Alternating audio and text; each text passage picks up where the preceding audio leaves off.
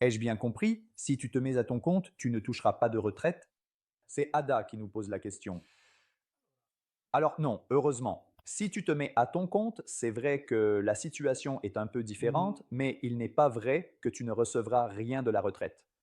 Ce qui est vrai, c'est que le premier pilier reste obligatoire, tandis que le deuxième ne l'est plus, comme il le serait si tu étais employé par un employeur. En tant qu'indépendant, tu as la possibilité de décider si tu veux ou non t'affilier à un deuxième pilier. Et cette décision peut être prise en fonction de plusieurs facteurs.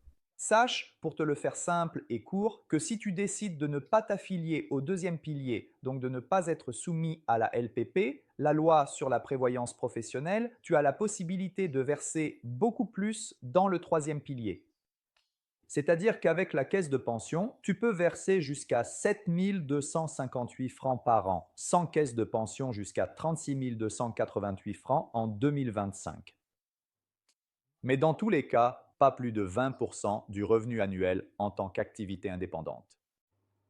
À ce stade, tu as la possibilité de choisir. Soit tu t'affilies au premier, deuxième et troisième pilier, donc avec la caisse de pension et en limitant le versement du troisième pilier à environ 7 000 francs par an, soit tu décides de ne pas t'affilier à la caisse de pension, donc d'alléger un peu la question de la prévoyance et de faire un troisième pilier un peu plus conséquent.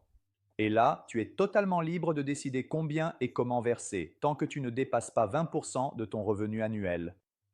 Donc, en réalité, il n'est pas vrai que les indépendants n'auront pas de pension. Il aura une pension, mais il est vrai qu'il doit faire beaucoup plus attention, car si l'on ne fait rien, seul le premier pilier est vraiment très très très insuffisant, et donc on ne peut pas penser pouvoir vivre en Suisse à l'avenir uniquement avec ce que fournit l'AVS. Ensuite, le choix de constituer un deuxième pilier ou un troisième pilier plus conséquent, c'est une décision qu'il faut prendre soigneusement lors d'une consultation.